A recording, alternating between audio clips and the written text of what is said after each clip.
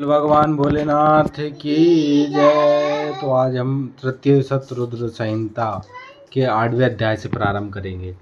नंदीश्वर बोले, हे सर्वज्ञ सनत कुमार, अब भैरव जी की कथा को सुनिए, जिसके सुनने मात्र से शंकर जी में दृढ़ भक्ति होती है।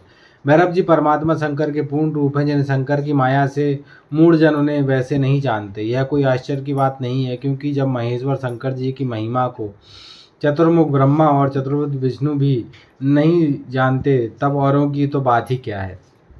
शंकर जी की माया तो बड़ी कठिनता से जानी जाती है, इसमें कुछ विचित्रता नहीं है। माया से मोहित होकर ही मनुष्य उनकी पूजा नहीं कर पाते। जब भी परमेश्वर की आत्मज्ञान करावे तब जाने, अन्यथा स्वेच्छा तो कोई जान ही नहीं सकता। इस पर मैं एक प्राचीन इतिहास कहता हूँ, ध्यान देकर सुनो। एक समय सुमेरु पर्वत पर बैठे हुए ब्रह्मा जी के पास सब देवताओं ने जाकर उन्हें नमस्कार कर हाथ जोड़कर यह पूछा कि हे देवों के देव, प्रजाओं के स्वामी, हे सृष्टि के रचयिता, हे लोकनायक, अविनाशी तत्व क्या है, इसे आप यथार्थ बतलाइए। तब शंकर जी की माया से मोहित ब्रह्मा उस तत्व को न जानते हुए भी उस भाव को कहने लगे कि हे ऋषियों, जब मैं उस अविनाशी भाव को यथार्थ रूप से कहता हूँ, आप लोग सावधान होकर सुनिए। मुझसे बढ़कर कोई देवता नहीं है, मैं ही एकमात्र संसार को उत्पन्न करने वाला हूँ। स्वयंभुज एकमात्र ईश्वर, अनादि भोक्ता ब्रह्मा और निरंजन आत्मा हूँ। मैं ही संसार को प्रवृत्त और निर्वृत्त करने वाला हूँ, और मुझसे बढ़कर कोई देवता नहीं।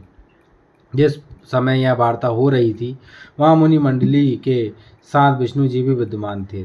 तब जैसे ही ब्रह्मा जी यह कहकर चुप हुए, वैसे ही विष्णु जी ने उनको समझाते हुए कहा, हे ब्रह्मा, यह तुम क्या कहते हो? मेरी आज्ञा से ही तो तुम इस सृष्टि के रचयिता हो। मेरा अनादर करके तो तुम भी नहीं जी नहीं सकते। इस प्रकार ब्रह्मा और विष्णु परस्पर अपने प्रभुत्व की प्रधानता के लिए विवाद करने लगे और उसके प्रमाण में वेद शास्त्रों के वाक्य कहने तथा चारों वेदों से पूछने लगे। चारों वेद मूर्ति धारण किए वहीं उपस्थित हुए।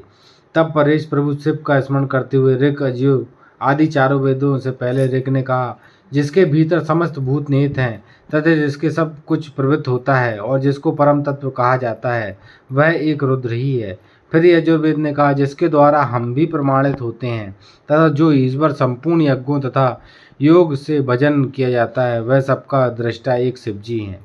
फिर सामने कहा, जो समस्त संसारी जनों को भ्रमाता है तथा जिसे योगी जन ढूंढते हैं और जिसकी कांति से सारा संसार प्रकाशित होता है, वह एक त्र्यंबक शिव जी हैं। फिर अर्थव ने कहा, जिसका भक्ति से साक्षात्कार होता है, वह एक केवल शंकर जी हैं, जिसमें कोई दुख नहीं है। तब वेदों के इस कथन को सुनकर ब्रह्मा विष्णु ने कहा, वेदों, तुम्हारा यह ज्ञान है, यह तुमको आज क्या हो गया है? क्या तुम्हारी यह सब विचार आज नष्ट हो गए हैं? भला नित्य शिवा से रमण करने वाले, नंगे रहने वाले, पीत वर्ण, धूलि धूस रहित प्रमथनाथ शिव को परम तत्व कैसे कहा जा सकता है? बुरा वेश बनाए जटाधारी, वृषभ पर आरूढ़, सर्पों के भूषण पहनने वाले निसंग शिव जी परम ब्रह्म कैसे हो सकते हैं? तब उन दोनों ने ऐसे वचन सुनकर सब स्थानों में अमूर्त और मूर्तिमान स्थित रहने वाले ओमकार ने कहा, भगवान शिव शक्तिधारी है, वे अपनी शक्ति के बिना रमण नहीं कर सकते, क्योंकि वे लीलाधारी हैं, परंतु वही परमेश्वर हैं। वही ज्योति स्वरूप स्वयं सनातन और शिव जी हैं, जिनकी आनंद स्वरूपी भक्ति शक्ति आगंतुक की नहीं प्रत्युत नित्य है। तब ओमकार के इस प्रकार कहने पर भी शिव माया से मोहित ब्रह्मा विष्णु की बुद्धि नहीं बदली और वे विवाद करते ही रहे। तब उन दोनों के मध्य में एक ऐसी विशाल ज्योति प्रकट हो गई, जिसका आदि अंत कुछ नहीं था। उससे ब्रह्मा का पंचम सिर जलने लगा। इतने में त्रिशूलधारी नील लोहित तक्षण पर वहाँ प्रकट हो गए और ब्रह्मा उनसे बोले, हे नील लोहित चंद्रशेखर, हे रुद्र, भय मत करो, मैं तुमको जानता हूँ। तुम पहले मेरे सिर से प्रकट हुए थे और रुदन करने के कारण ही मैंने तुम्हारा नाम रुद्र रखा था। हे पुत्र, मेरी शरण आओ, मैं तुम्हारी रक्षा करूँगा। तब ब्रह्मा की इस अहंकारपूर्ण वाणी को सुनकर शिव जी को बड़ा क्रोध आ गया। उन्होंने प्रलय कर देना चाहा। फिर तो उन्होंने उसी क्षण अपने क्रोध से भैरव नामक एक पुरुष को उत्पन्न कर कहा, हे काल भैरव, पहले तुम इस ब्रह्मा पर शासन करो, फिर संसार का पालन करो, क्योंकि तुम साक्षात काल के समान हो। तुम भीषण होने से भैरव हो और काल भी तुमसे डरता है, इस कारण तुम काल भैरव हो। तुम अपने भक्तों को पाप को तत्काल ही नाश कर दोगे, इससे तुम्हारा नाम पाप भक्षण भी होगा। हे कालराज, मेरी मुक्तपुरी काशी सब पुरियों से बड़ी है। मैं तुमको सर्वदा के लिए उसका आधिपत्य प्रदान करता हूँ। उस पुरी में जितने पापी होंगे तुम उन्हें सर्वदा दंड देना और वहाँ के शुभाशुभ कर्मों को चित्रगुप्त सर्वदा लिखा करेंगे। शिव जी से ऐसा वर ग्रहण कर काल भैरव ने तत्काल ही अपनी बाईं उंगली के नखाग्र से ब्रह्मा का शीश काट लिया। ब्रह्मा का 5वां सिर कट गया। भयभीत ब्रह्मा शतरुद्रीय का पाठ करने लगे, शतरुद्रीय मंत्र जपने लगे। ब्रह्मा विष्णु को ज्ञान हो गया। अब दोनों ने शिव जी को परम ब्रह्म परमात्मा समझा। अहंकार दूर होकर ज्ञान हुआ। तब ब्रह्मा और विष्णु को अहंकार रहित जानकर महेश्वर प्रसन्न हुए, दोनों को अवदान दिया। फिर भक्त वत्सल महादेव जी प्रसन्न हो उन दोनों को धैर्य दे अपनी कपर्दिनी भैरव मूर्ति से बोले, हे नीलोहित, तुम इन ब्रह्मा विष्णु को मानते हुए ब्रह्मा के कपाल को धारण कर इसी के आश्रित हो भिक्षावृत्ति करते हुए संसार में ब्रह्म हत्या के भय को दूर किया करो। ऐसा कहकर महादेव जी ने तुरंत ही वहाँ ब्रह्म हत्या नामक एक कांता उत्पन्न कर दी और कपर्दी से कहा, जब तक यह कन्या काशी में जावे तब तक इसके पहले ही तुम अपने इस भयंकर रूप से वहाँ चले जाओ, और जब यह वहाँ पहुँचे तब इससे कहना कि तुम इस वाराणसी को छोड़ और चाहे जहाँ जाकर विचरण करो। पश्चात जब यह सब जगहों से घूम कर काशी आवेगी तब मुक्त हो जाएगी। इस प्रकार उस ब्रह्महत्या को प्रवृत्त करा शिव जी वहाँ से अंतर्ध्यान हो गए। 9वां अध्याय। नंदीश्वर बोले, हे सर्वज्ञ सनत कुमार जी, अब मैं तुम्हें भैरव जी की दूसरी कथा सुनाता हूँ, जो बड़े से बड़े दोषों को हरने वाली तथा भक्तिवर्धक है। शंकर जी के सामीप्य से भैरव जी काल से के भी काल हुए हैं। उन्होंने महादेव जी की आज्ञा से कपालिक व्रत धारण किया। वे विश्वात्मा हाथ में कपाल लेकर काशी आए, परंतु तीनों लोकों में विचरने वाली उस कठिन ब्रह्महत्या ने उनका पीछा न छोड़ा। शिव जी की अद्भुत महिमा। एक समय शिव जी कपालिक का वेश धारण किए भैरव जी नारायण के स्थान को गए। जब महाकाल त्रिनेत्र शंकर जी के रूप में भैरव को आता हुआ भगवान ने देखा तो देवताओं और मुनियों सहित उठकर उन्हें दंडवत किया और लाकर उच्चासन दे उनके मस्तक पर अंजलि बांध कर उनकी स्तुति की। पश्चात उन्होंने कमलालय लक्ष्मी से कहा, हे प्रिय, हे कमलने, हे अनगे, हे शुभजी, तुम धन्य हो। हे देवी, आज हम तुम दोनों बड़े धन्य हैं जो जगतपति शिव जी का दर्शन किया। यहीं पर प्रभु और ईश्वर हैं कि जिन विधाता ने लोगों को धारण कर रखा है, यही वह अनादि शरण शांत और 26 तत्वों से युक्त है, जो योगियों में ईश्वर, भूतों के स्वामी, सब प्राणियों के अंतर्यामी और सर्वदा सब कुछ देने वाले हैं। इन्हें ही योगी जन समाधि में बुद्धि द्वारा देखते हैं। यह वही हैं, इनको देखो। इन्हें ही योगी जन मन स्थिर कर देखते हैं। ये वही सर्वव्यापक स्वरूप रूप रहित और सगुण रूप धारण किए यहाँ आए हैं। इनका दर्शन कर मनुष्य आवागमन से छूट जाता है। ये वही चंद्रशेखर त्र्यंबक शिव भगवान आज पधारे हैं। लक्ष्मी, आज ये कमलवत नेत्र सफल हो गए जिन्होंने महादेव जी का दर्शन किया। वह देव पर धिक्कार है जिसने शंकर जी का दर्शन न किया हो। यही निर्वाण दाता और दुखों के नाशक है।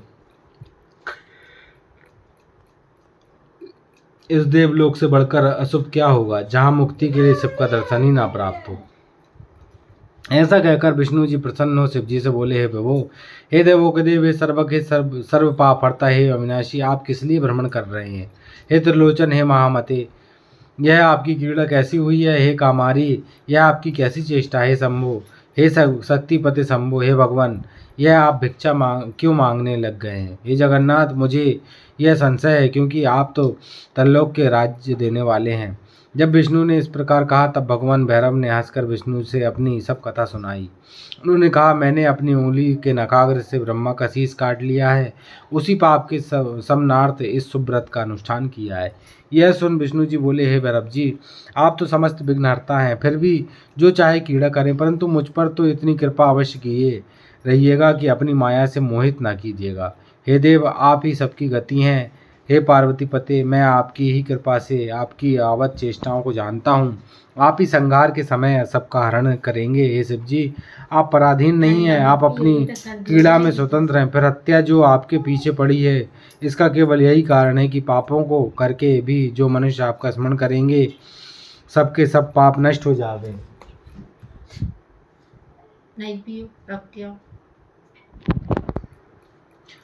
क्योंकि आप में यह सामर्थ्य है, जो मनुष्य आपका भक्त होगा उसका पाप नष्ट हो जाएगा। हे दया में, यह तो आपका कुतूहल मात्र है। आज मैं धन्य हूँ जो आप परमेश्वर को देखता हूँ। आज से मेरा परम मंगल हुआ जो आपके दर्शन पाया।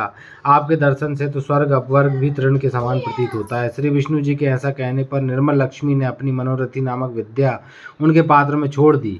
भैरव रूपधारी महादेव जी प्रसन्न हो भिक्षाटन के लिए दूसरी ओर चले गए।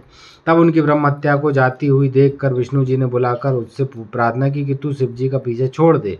ब्रह्म हत्या ने कहा, इसी बहाने मैं शिव जी की सेवा करती हूँ। मैं शिव रूप भैरव के दर्शन से मोक्ष के लिए स्वयं को पवित्र कर रही हूँ।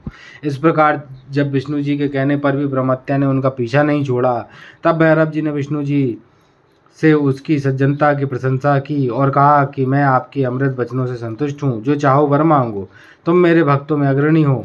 यह सुन विष्णु जी प्रसन्न हो गए। उन्होंने कहा, यही किस वर से कम है जो मैं आपके दर्शन करता हूँ। मेरी दृष्टि और निर्मल हो गई। मुझे आज बड़ा उत्साह मिला। सत्पुरुषों को तो आपका दर्शन ही निधि है। मैं इससे कुछ परिश्रम भी नहीं करना पड़ता। हे प्रभु, आपसे यही वर चाहता हूँ कि आपके चरणों में मेरा कभी वियोग ना हो गए। इसके सिवा मुझे और कुछ नहीं चाहिए। भैरव जी ने ये मस्तु कहकर विष्णु जी से कहा, तुम सब देवताओं के भी वरदाता हो। इस प्रकार विष्णु जी पर कृपा कर भैरव जी अभिमुक्त क्षेत्र काशी चले गए। भैरव जी के काशी आते ही ब्रह्महत्या हाहाकार कर पाताल में समा गई। उसी समय ब्रह्मा जी का सिर भैरव जी के हाथ से छूटकर पृथ्वी पर गिर पड़ा और वहाँ कपाल मोचन तीर्थ हो गया। भैरव जी ने वहाँ बड़े आनंद का नृत्य किया, कारण कि भैरव जी के हाथ में ब्रह्मा का कपाल तब तक चिपटा ही रहा जब तक वे काशी नहीं पहुँचे थे। परंतु ज्यों ही काशी में प्रविष्ट हुए त्यों ही वह उनके हाथ से छूटकर गिर पड़ा। इससे उनकी बड़ी प्रसन्नता हुई और वे नाचने लगे। इस कारण काशी सदा सेवनीय है। जो मनुष्य कपाल मोचन का स्मरण करता है उसके इस जन्म और दूसरे जन्मों के पाप नाश हो जाते हैं। इस तीर्थ में जाकर सविधि पिंडदान और देव पितृ तर्पण करने से मनुष्य ब्रह्म हत्या के पाप से छूट जाता है तथा जो नित्य भैरव जी का दर्शन करता है वह अपने हजारों जन्मों के पापों को नष्ट करता है। जो मनुष्य काशी में रहकर कृष्णाष्टमी के दिन यहाँ या मंगलवार के दिन कालराज का दर्शन नहीं करता उसके पुण्य क्षीण होते हैं। जो मनुष्य भैरवोत्पत्ति नामक इस पवित्र इतिहास को सुनेंगे वे सब पापों से छूट जाएंगे। यदि कोई कारागार में पड़ा हो तो इस कथा को सुनकर सब कष्टों से मुक्त हो जाता है। इति शिव पुराण तृतीय सप्त रुद्र संहिता 9वां अध्याय समाप्त। तो भक्तों, आज हमने शिव पुराण के तृतीय रुद्र संहिता के 9वें अध्याय तक कथा का श्रवण किया, जिसमें हमने भैरव जी की कथा का श्रवण किया, जिसमें हमें बताया गया कि भैरव जी के दर्शन करना कितना आवश्यक है। तो इससे आगे की कथा का श्रवण हम कल करेंगे, जिसमें हम 10वें अध्याय से कथा का प्रारंभ करेंगे। यदि आपको कथा में आनंद आए तो हमारे कथा चैनल पर बने रहें और हमारे चैनल को लाइक करें, शेयर करें, सब्सक्राइब करें और आपके जो भी प्रश्नों कमेंट करें। हम पूरी कोशिश करेंगे कि आपके प्रश्नों को जवाब दें। तो बोलो भगवान भोलेनाथ की जय।